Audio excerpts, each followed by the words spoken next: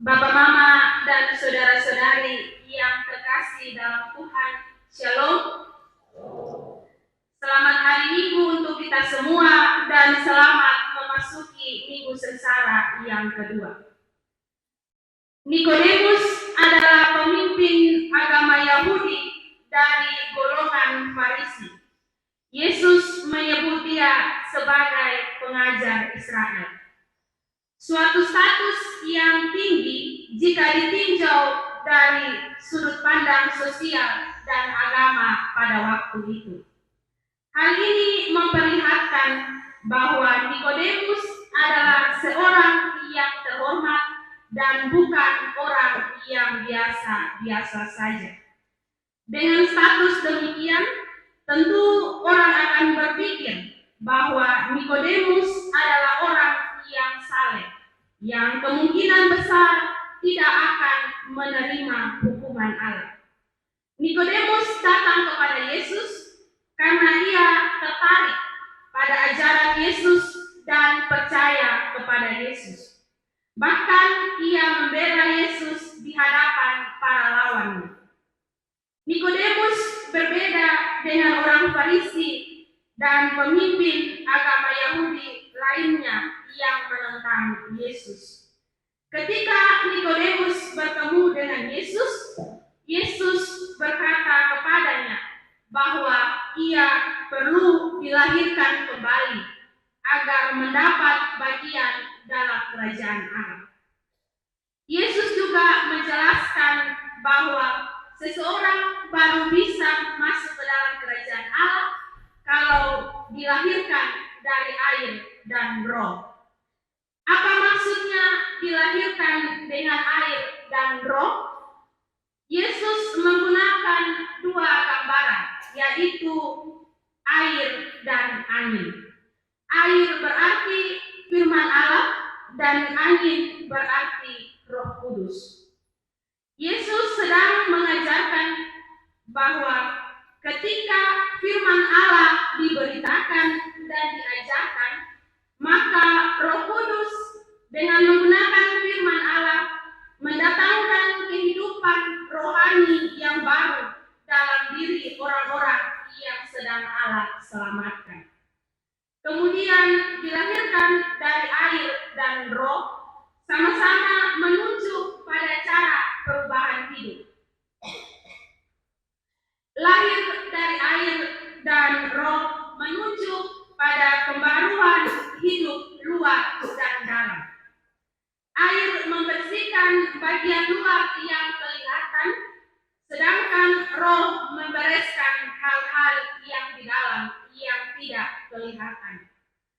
Kalau hanya bersih dari luar saja, sedangkan dalam hati tidak berubah, itu disebut sebagai manusia yang munafik. Namun pada waktu itu Nikodemus tidak mampu memahami ucapan Yesus.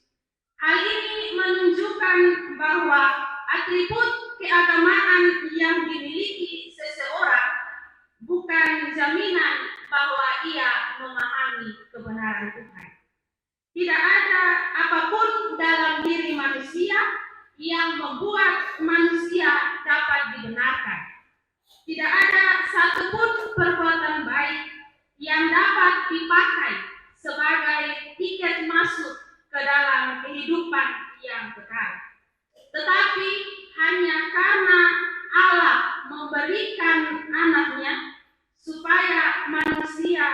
supaya membawa manusia kembali ke dalam pertobatan, yang membuka kemungkinan adanya kelahiran kembali.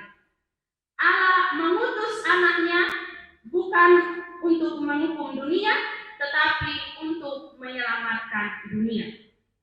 Semua manusia sudah hidup dalam penghukuman.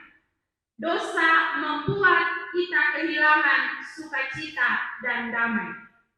Hidup kita menjadi hampa, tanpa makna oleh karena dosa. Namun karena Allah mengasihi kita, Ia mengutus anaknya untuk menyelamatkan kita dari kutukan dosa. Inilah dasar dari kelahiran kembali. Upah dari kelahiran kembali adalah memperoleh hidup yang kekal. Hidup kekal bukan berarti jangka waktu hidup yang lama, bukan dalam umur yang panjang. Namun yang Yesus maksudkan dari hidup kekal yaitu lebih menunjuk pada kualitas hidup. Hidup kita tidak layak kalau tidak mempunyai makna. Seseorang bisa saja berumur panjang, tetapi kalau sepanjang hidupnya dia hanya melakukan kejahatan, maka kehadirannya tidak bermakna bagi dirinya dan juga bagi sesamanya. Ia masih hidup, tetapi diabaikan atau tidak diindahkan. Lalu sebaliknya, seseorang yang hidup hanya mungkin 20-an sampai 30-an tahun, tetapi dalam rentan waktu itu ia banyak melakukan hal yang berguna. Ketika ia meninggal, nama dan karyanya tetap dikenal. Ia tetap hidup walaupun ia telah mati. Raganya sudah tiada, tetapi perbuatan baiknya tetap hidup.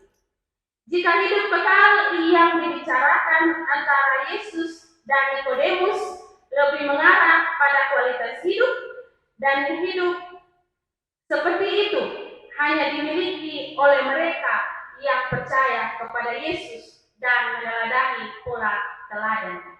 Bapak, Mama, dan saudara-saudari yang terkasih dalam Tuhan, dari percakapan Yesus dengan Nikodemus ada dua hal penting yang berkaitan dengan dilahirkan kembali. Antara lain yang pertama, adanya cara pandang yang berbeda antara Nikodemus dan Yesus dalam pemahaman tentang dilahirkan kembali. Bagi Nikodemus, ia sudah merasa cukup dilahirkan secara jasmania dalam keluarga Yahudi yang notabene adalah bangsa pilihan Allah. Maka secara otomatis ia berhak mendapat hak sebagai anak perjanjian Allah yang akan mewarisi kerajaan Allah. Sehingga bagi Nikodemus menjadi sesuatu yang mustahil baginya yang sudah tua untuk dilahirkan kembali. Dalam hal ini tampak orientasi Nikodemus hanyalah pada faktor fisik atau jasmania saja.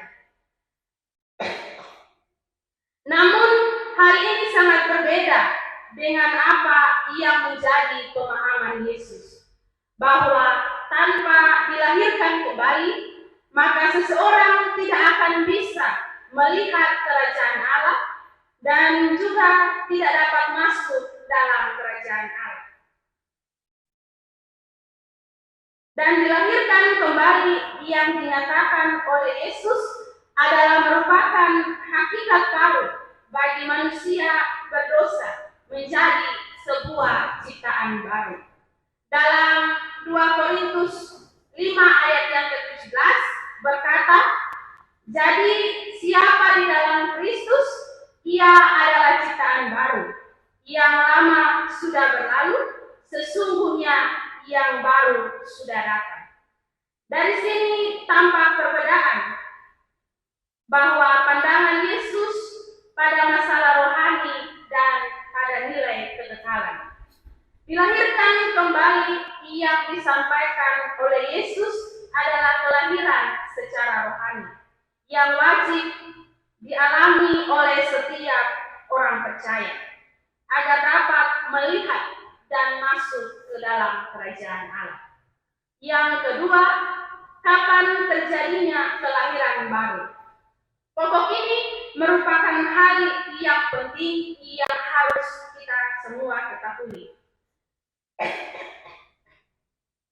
Kelahiran baru terjadi pada saat seseorang dengan kerelaan hatinya membuka mulutnya, mengakui Yesus sebagai Tuhan dan Juru Selamatnya, dan percaya percaya di dalam hatinya. Kelahiran baru bukan peristiwa yang terjadi sekali dalam seumur hidup, melainkan peristiwa iman yang terjadi secara terus-menerus selama kita hidup. Nikodemus menjadi manusia baru dalam perjumpaannya dengan Yesus. Sama seperti Nikodemus, kita sebagai orang percaya dipanggil untuk menjadi manusia baru. Menjadi manusia baru adalah respon yang Allah inginkan dari kita semua setelah mendengar pengajarannya. Karena itu, untuk menjadi manusia baru, kita harus bersedia meninggalkan kehidupan yang berpusat pada diri sendiri untuk berada dalam kehidupan baru yang berpusat pada Allah.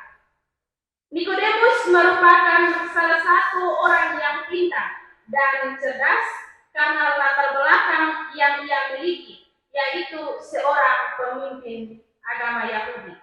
Tetapi dari kecerdasan yang ia punya tidak menjamin dia memahami kehendak Tuhan. Karena hanya dengan kerendahan hati dan memohon hikmat dari Tuhan sajalah yang bisa membuat Nikodemus dan juga kita semua memahami kehendak Tuhan. Namun kita seringkali lebih mengagungkan kecerdasan otak atau IQ kita yang membuat kita menjadi tinggi hati. Tinggi hati di sini bisa dengan banyak alasan. Misalnya karena kepintaran, materi yang cukup, karena kegantengan atau kecantikan, punya pekerjaan atau kedudukan yang bagus, dan seterusnya. Kelahiran baru bukan dalam ukuran lahiriah atau yang nampak, namun tentang pertobatan dan perubahan diri. Hanya orang yang menyadari dirinya berdosa yang mau bertobat dan menjadi manusia baru. Semua ukuran manusia ditinggalkan lalu menjadi baru dalam ukuran Tuhan. Yesus telah menyiapkan jalan pertobatan bagi kita. Sekarang yang kita lakukan adalah membawa diri kita dengan segala kerendahan hati, kesungguhan diri untuk bertobat, penyerahan diri dan berani meninggalkan belenggu kebiasaan yang mengurung kita dalam kegelapan dan berjumpa dengan Yesus. Untuk itu, marilah kita bertumbuh dan berkarya seturut dengan kehendak Tuhan, seperti yang telah diteladankan oleh Yesus kepada kita. Juga memberi diri kita kepada Yesus dan Roh Kudus untuk terus-menerus mengalami pembaruan iman sebagai manusia baru. Selamat menghayati minggu sengsara kedua dan minggu-minggu sengsara lainnya. Tuhan memberkati kita dengan firman-Nya. Amin.